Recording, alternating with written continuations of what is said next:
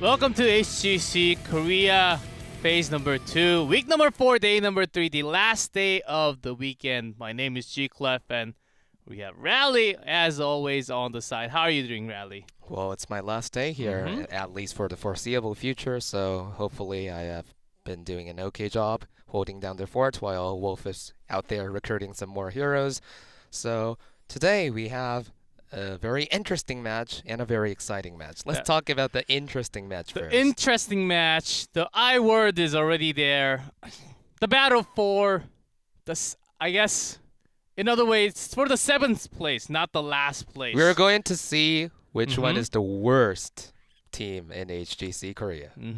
Yep, that's going to be it. And right after, we have the MVP family match happening right after. So that's also something you do not want to miss. But first one, I have no idea. I cannot predict. And there is a big change from RRR too. And I just got word that Tekluk will actually be playing tank today, the warrior role, and MSG will be from flex. He will be on to support now. So that's a big change in the roster, and I'm pretty sure Raven did not know that was coming.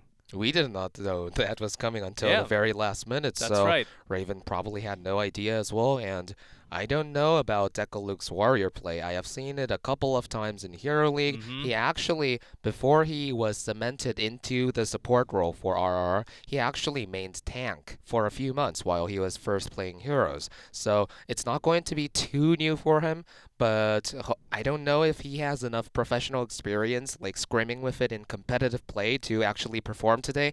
But who knows?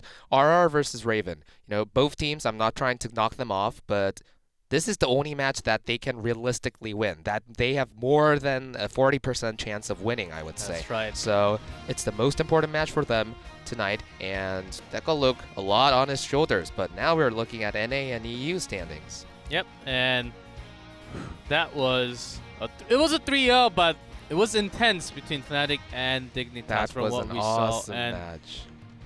after the loss, it seems like it's very hard for Dignitas to actually go to the Western Clash anymore. But still, NA, there are lots of possibilities still happening there. Same for Korea, which you'll see. MVP Black is already guaranteed for their spot in the Eastern Clash, especially after today. It will be 100%. It is already 100%, but it will be even more with the 6 wins that may happen against the MVP Miracle today. But I guess they're talking about NA and EU a little bit more, but that was an exciting match. Did you watch it? I had an inkling of what was going to happen. I thought that Fnatic looked much more stronger in recent weeks, but how they won was very exciting. I was very happy to see Breeze on the ETC again. Yeah, that was fun on Spider Queen. They were near perfection, but here's Korea. As we mentioned, the battle between these 3 teams, 2nd, 3rd, 4th, L5, Tempest, Mighty, it will be decided on next Friday, because there's Mighty versus the L5 match happening on Friday, and Tempest, depending on the result, may go, may not go. It seems like the top 3 will likely to go, but Mighty still has a very good chance. If I'm not mistaken, Tempest's next match is against RR, and it's an opponent that they are expected to defeat, whereas L5 and Mighty have a more tougher matchup for both teams. So that match is probably going to decide which team gets to go to the Eastern Clash, and both teams really want to go, so that will be an exciting one for sure next week. But now we see tonight's matches. Yep, as we mentioned, it will be RRR, and as you can notice, open your eyes, if you look at match 1, the R on RRR side is a little bit bigger. Maybe that's a hint. Who knows? Who knows? But RRR has 3 Rs, whereas Raven has 1 R. So what does that tell us? 3 is greater than 1. This is KR math. KR math, which tells nothing about today's match. So I'm going to hype it anyhow, because I think after watching some games of Raven last night, I think RRR definitely has a very good chance of winning today, at least getting some maps. They have been having lots of troubles. Let's also see how the role swap in the team works out today. That's a very nice way of saying that Raven trolled their last game yesterday, but now we see RR in the booth with Tekluk on the leftmost side, the new warrior for this team. And to be honest, I'm a little bit disappointed that MSG has been rotated out of the flex role and into support, because I always thought his mechanical proficiency as a player was something that's shown out even on such a weak team such as RRR. And he was getting better too. But with this role change, I think it can be a double-edged sword for RRR, definitely. Let's see how well, for now, because this was a sudden change, we still see Tekalook as a support and MSG still a flex in the team. But it has been official that they are going to swap for the entire day today. So that's the thing. And EZZ, we can't forget, because her flexibility into the team with bringing out lots of different heroes compared to last year, all the games last time.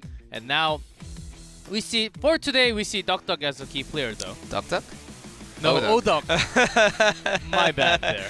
I miss Duck Duck too, man. So, all's fair, but Oduck, a very decent auto attack based assassin player. When we say decent, we're saying it's decent for RRR though. He's not a standout player in the league by any means.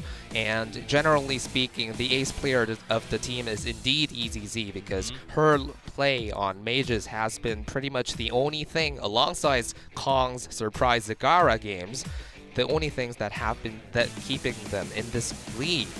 But Oduck, I don't know, he has been putting in crazy hours in Hero League recently. Like, literally every time I log on to the client, I find him playing Hero League, and there are not a lot of Korean pros who do that.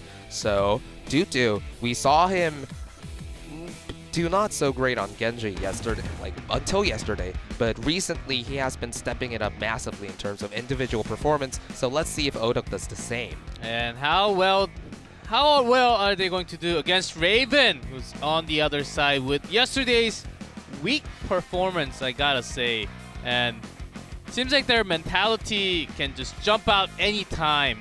And this team has to work a little bit more. And I will also be toxic, as Korean commentators were very mad actually about the game number 3 that happened yesterday without any support. That was one game you will never forget. And this team, they will continue to bring those. They say they have their own style. They want to have something. They said it was a somewhat practiced comp also. So let's see what else they have in hands for today. Their zero support composition that they drafted in the last game yesterday, I don't know, like, I was ready to be convinced by it, but judging based off their play, judging based on their talents, judging based on their last pick Murden, I was not so convinced by what happened. But then again, we have to remember that they were playing against a very strong team, and perhaps against a team like RRR, it might have worked. And Raven, they are receiving massive amounts of flack from the Korean community in general right now, and they really have to perform well in today's matches if they are to clear their name. Perhaps winning this match isn't really important if you're just considering the prize pool, or if you're just considering the probability of you going down to the Crucibles. But if they want to clear their name, if they want to regain their honor, then they really need to win tonight's match. Yeah, it may... Raven and RRR, both teams still have one match left still. RRR has one against Tempest and Raven has one against MVP Black, which both I think it's very unlikely for them to win. So today is their best shot, best chance. They have to bring out everything tonight, and I think we are about as ready to jump into the battleground. I do not know the first map yet, but we will soon get to know very soon. We will probably see the very standard Korean 2 StarCraft maps banned. Unfortunate, really, because I love the music that those maps provide, but we see the standard StarCraft ban, and the first map is going to be Infernal Shrines. Yes, RRR banned out Braxis, and Raven banned Warhead Junction, and they were also the one that chose the map for game number 1. It is Infernal Shrines, so RRR will get first ban, first pick. Okay, we saw Cho'Gao attempted by Blossom yesterday, which failed miserably against the big macro. I don't think it's going to happen today. But both of these teams, they don't really focus on macro too much. And Dehaka is a very good pick in this map, especially when you have to take control of all the big macro, the big picture. Falstad has been coming up somewhat, but if you have someone like SDE, that's a good news for you. But if you have someone else like Who was the other one on Falstad yesterday? Which was Morris Falstad was very demoralizing to watch, and I was toxic enough at him yesterday, so I'm not going to continue on with the song today. Or who knows, I might. But hopefully, we will see better Falstad plays coming out from the second best region in the world today. Although not the greatest teams are playing. You know, we have a very good Falstad player in the mix right now. EZZ has always been stellar on the chickens. So. All right, Rally, you're extra toxic today from beginning. No. Did you have a good sleep at least? Well, Fnatic really looks solid. So that cemented my opinion that Korea is really weaker than Europe. But let's see what happens. First ban hovering over various things on the side of RRR. Could be anything really. Yeah, Stitches also themselves. I don't actually know if Tekalu can play well enough on Stitches because we have no idea. We did not see, especially in competitive league at all. So his favorite warrior when he was maining warrior though was Varian. Yeah, so we back might then when that. Varian was very strong, the meta. Not anymore though. So back when Korea was the best region in the world. Oh my.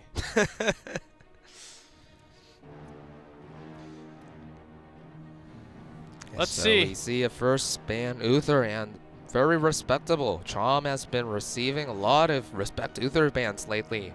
I know it's a bit disingenuous to just say that it's a knock against Chom because Uther in general very strong pick in this meta as we always say, and it's a relatively standard approach to the draft, but still we have to remember how good Chom was with those divine storms against MVP Miracle. That's right. Chom's Storm has been landing pretty well, and those CCs were working okay, but with Genji open, RRR is going to just insta-pick Genji. I hope Odok plays Genji. Odok's Genji. I have seen it a few times in Hero League. He carried my ass with it, so I'm assuming that that performance is Does he go over the wall? Does he make it back, though? I actually thought, you know, in terms of how you pilot the Genji, Odok was very conservative, relatively, and I saw EZZ play Abathur alongside Odok's Genji, and she copied Genji a lot of times, and usually you get to go much more deeper with the clone, be more reckless with it, so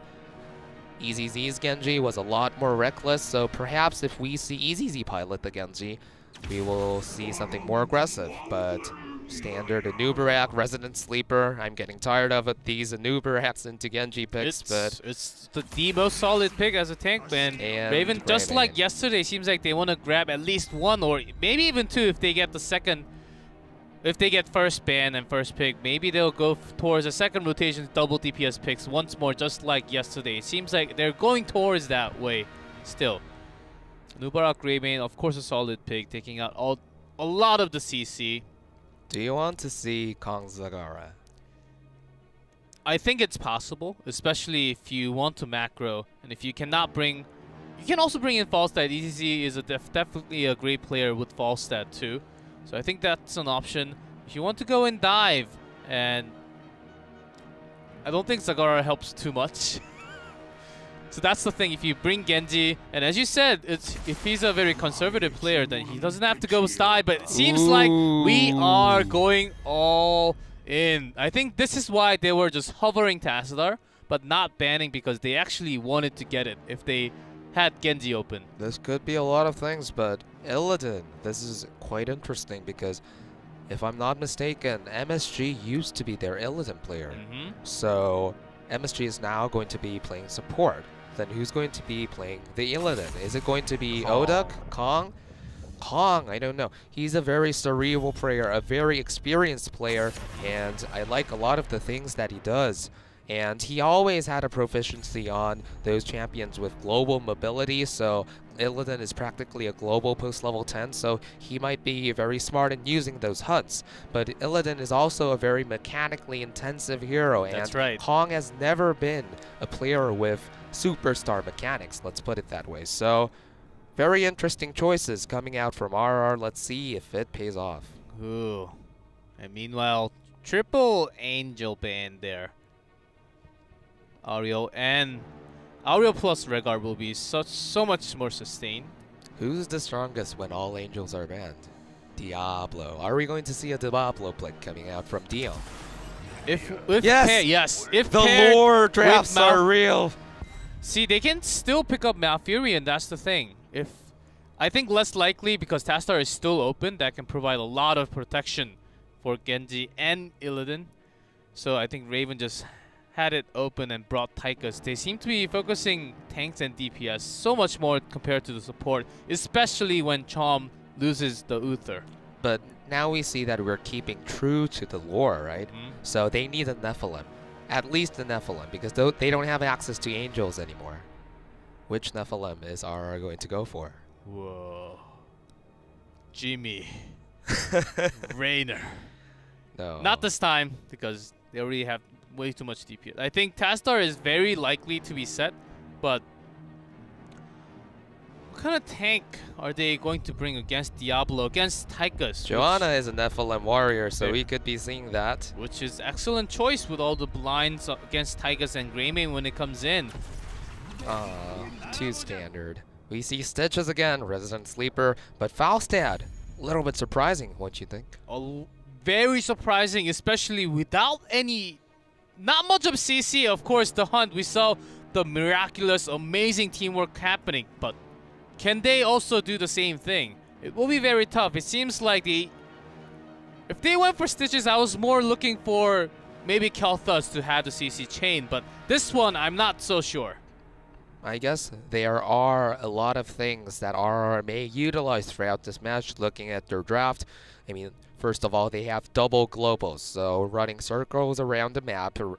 On this map, it's not the largest of maps, but it's a decent size, so they will be looking to take advantage of that. And also, Stitches Falstad, very standard thing you can do when you have the Stitches Falstad is just gorge into Gust, so you have a perfect isolation against the thing in the Stitches stomach. So I like our draft a little bit. Raven's draft, very standard, not too much criticized either. Yep, and that will be after 10 that we're talking about. And Raven also can counter pretty hard. They do have lots of CC available on their side. But guys, it is time to go into game number 1 between RRR and Raven. Let's jump into game number 1 in Infernal Shrine.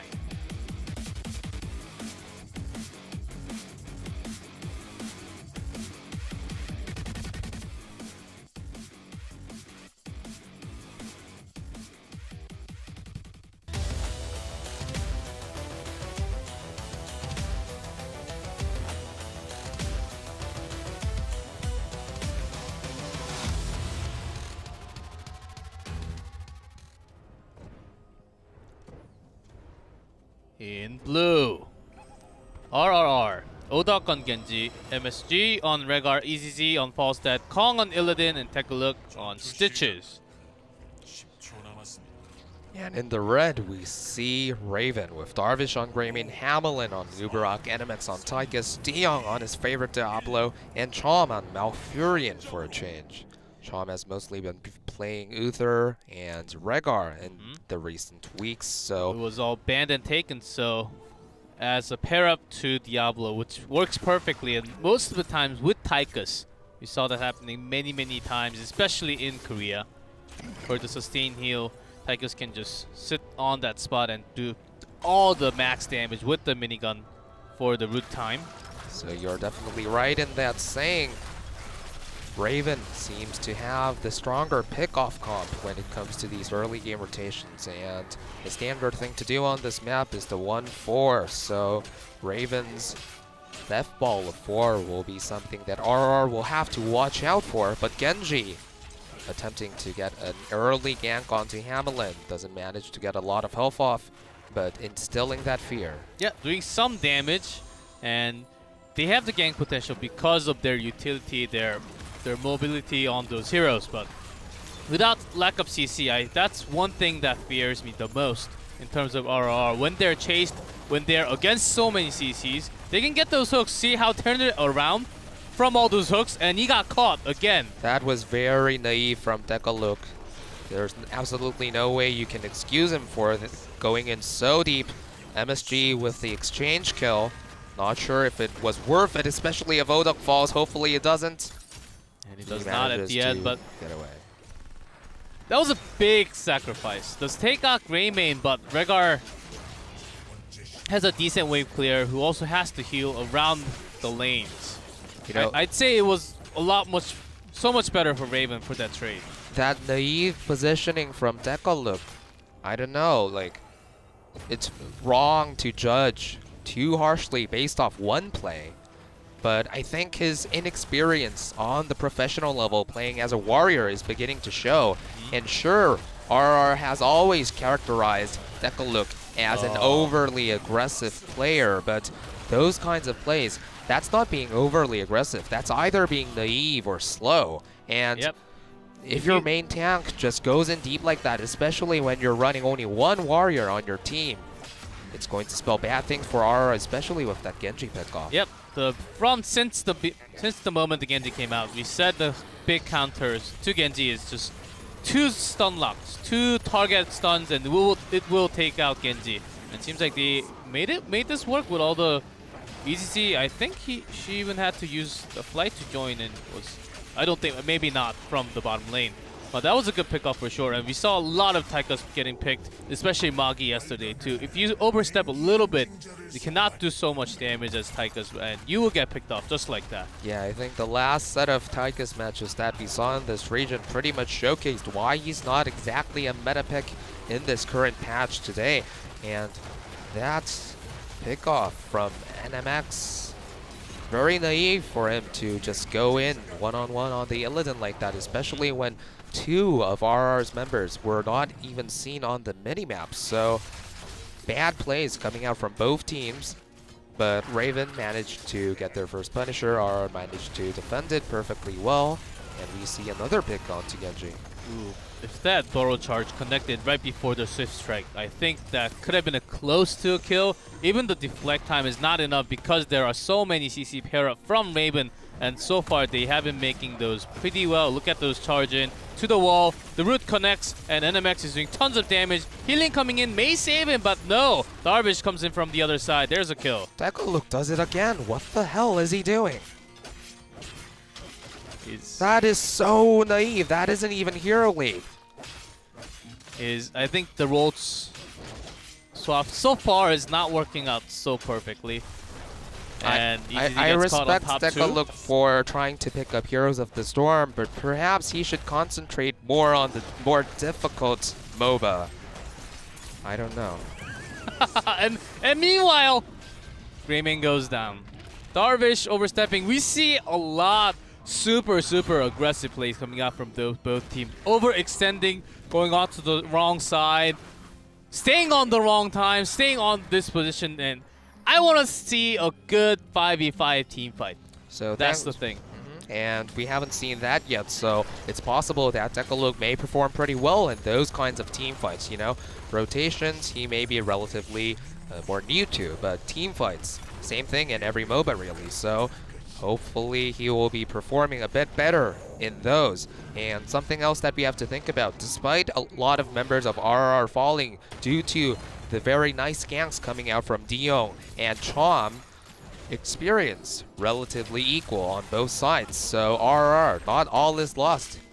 Actually, all is pretty equal. And once the hunt comes online, RR will now be in a position to make the plays themselves instead of trying to run around. That's exactly right. Seems like Oda was caught once more, had to use the cleanse. Does have cleanse now, but once that's on cooldown, he has to be careful for the next minute or so.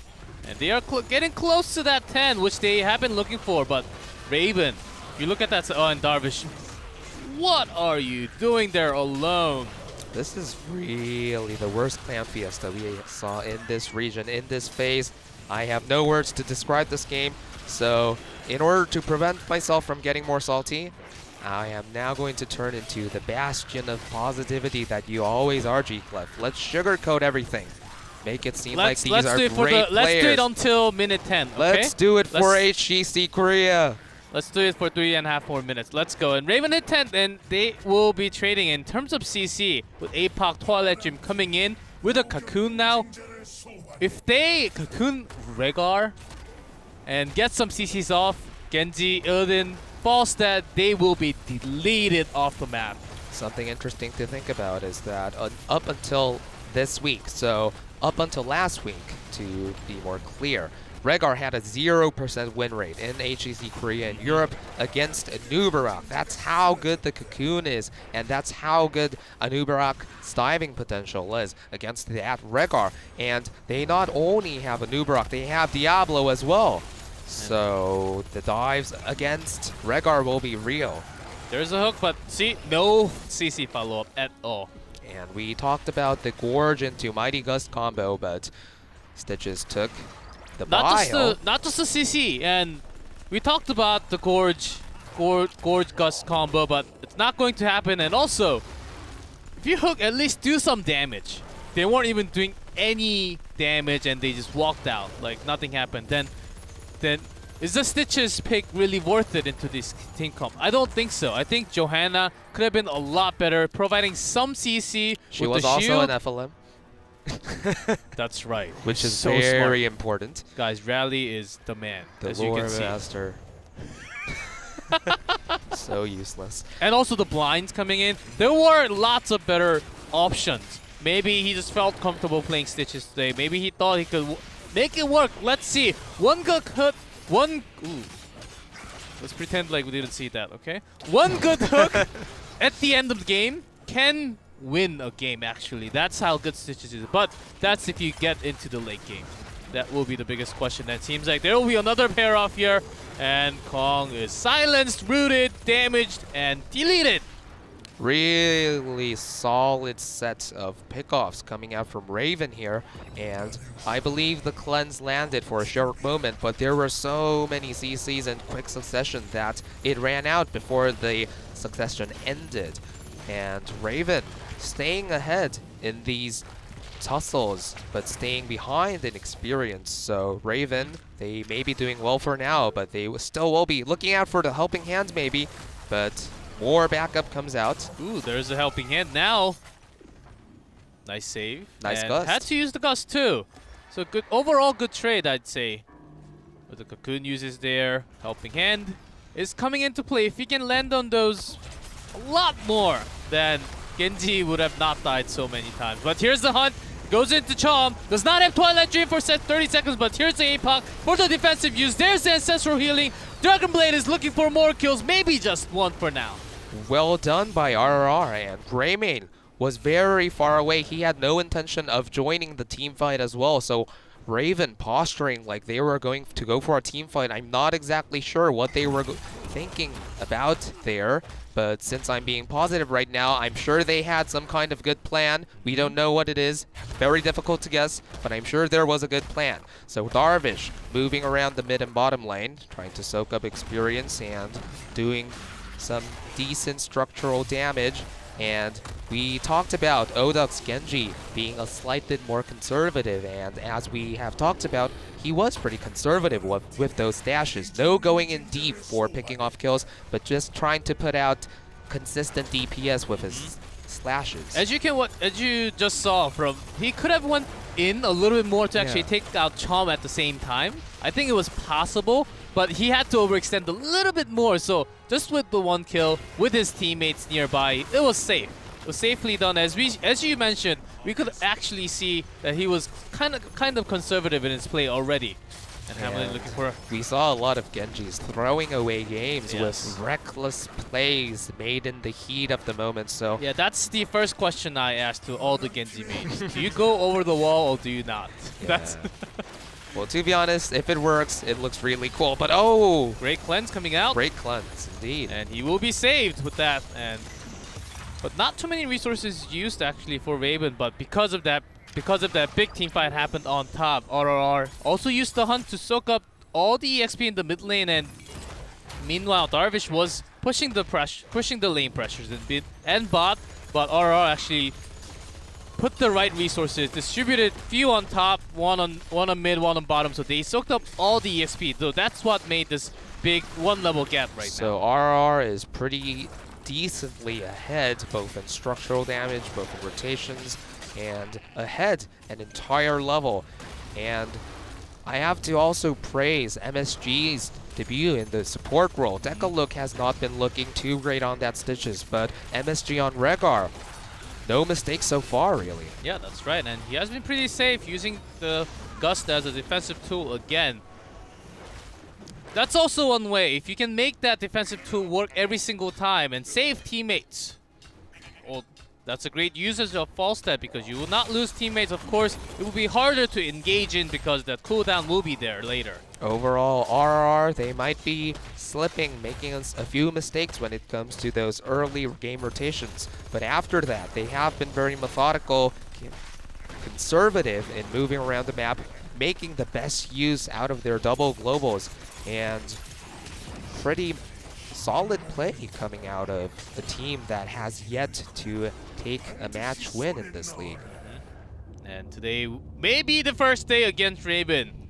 And for Raven's side, they have been putting a lot into the ganks. 4-man, 3-man, 4-man rotations every single time. They got some picks at the beginning, but after those, they have been failing with the cleanse coming in, with Gus coming in. RRR has been very defensive against all those ganks. What this game is looking to have become reminds me a lot of game. Oh, but a team fight breaks out with Apoc. And there, Darvish goes down instantly. Twilight Dream is used, but he is very low. One slash on the Dragon Knight. The Dragon Blade will get him, actually. No Dragon Knight in this game. Chong will get picked up regardless. Oda comes back from the cocoon. Seems like this is going to go to RRR. Odin is the last remaining one, but this fort will go down no matter what. Cocoon was a little bit late. Twilight Dream was very decent, but overall, much better positioning and plays from RRR. Secures them the team fight win, will also secure them the shrine as well. And to pick up on the earlier point, it looks a lot like Mighty versus Blossom Game 2 that happened yesterday on Dragonshire. Blossom were taking control of the early game, getting lots of good picks, being proactive. But once the mid-game came into action, Raven and Blossom in that game had to transition away from the single-minded strategy of just getting picks over and over and rotating as a death ball. But they didn't, and they fell behind in experience because they could not adapt their early game strategy into the mid game. That's what's happening in this game right now. Raven had a little bit of fun with their Diablo Malfurion combo in the early game. That's right. But after that, even when they're level 13, 12, they keep on doing that when it's not as effective. And as a result, RR is coming back into this game in full force, so ahead. The twin globals pushing into the side lanes. That's exactly what they have been doing, and gank seems to be not working anymore after losing all the forts on their side. Will be a lot tougher too. But those ganks, especially into Darvish, because oftentimes he was punished from the beginning of the game for overextending, and also they're focused on the Chom so many times because they know that Chom's most hero played is Uther, and he does not feel too comfortable on Malfurion. I think that's the idea. They're looking to cut off Malfurion from the beginning so they do not get any heals back. And it's been working so far, and RRR is very close to 20. Raven's 2.5 level lead down right now. To be fair for Raven, with 2 globals on the side of RR and none on their side, staying as a death ball is not only about trying to get picks over and over, but it's also, but they get a nice hook onto NMX, probably the best hook that Decalook has landed in this game. And Twilight Dream is a little bit slow there. Oda comes back with the Dragon Blade Ice Block. Will just buy time, and Chong gets taken off. That's 2 for 0. Ancestral connects. Perfect. It's going to be a team wipe for sure on Kong. Overextends for a little bit, but that's the 3rd kill. Maybe the 4th coming in very soon, but they are going to take this keep with them. This is going to be game 20, level 20 on RRR. 3 dead on Raven's side. There's a gust. Dragon Blade actually stopped even with the upgrade, but seems like they're going in for the core. False Death quest completed a long time ago, and they have all 5 members still left. It is core, and game number 1 goes to RRR. Somewhat surprising of a result tonight already. Decalook had been sleeping for most of that game, but at the last moment he lands a crucial hook onto Tychus, securing them the kill needed to just push in and end the game with the level 20 advantage that they had. And Raven, they will feel a little bit dejected after starting off the early game in such decisive fashion. Those ganks coming out from Raven, pretty good in the early game. But again, you can't stick with one strategy forever throughout the entire game. The other team, as long as they're not brain dead, wisens up. They don't get picked off as easily anymore. And once that happens, the side with the 2 globals move massively ahead on the map. Especially since after 7, when MSG had cleanse available for Odog, which he has been dying to all the root pair-ups, the stuns coming in from Anubarak and Diablo. The cleanse saved him twice, and after that, I don't think he died even once. And those team fights focusing on to right targets, and I gotta press MSG for the first time that I've seen him on Rhaegar. That was good. Good cleanses, good ancestrals. That's all you need from a Rhaegar. Yeah, I don't think he made a single mistake during that game. Maybe he didn't have the best plays overall, but sometimes that's what's actually beneficial for a support player, because oftentimes the best support players, or at least the better support players, can oftentimes feel a little bit too confident, like Hyde, and go into the thick of the team fight, sometimes get caught out, although most of the time they glean advantages from their aggressive positioning. But MSG, he barely darted into the thick of the fight simply because he knew that he was sort of new to the role and didn't want to overstep his bounds. He wanted to be that conservative kind of backline healer, and his defensive way of playing this game, I think, was a massive boon for RRR, especially since their previous support, who was Dekaluk, was always a little bit too aggressive. Yeah, that's right. And the only time he really got far on his play was to actually get the kill, to trade the kill at the very beginning. So that was the only time. And with that win, they will be the one actually picking the map. But we are going into BOE game number 2. Battlefield of Eternity.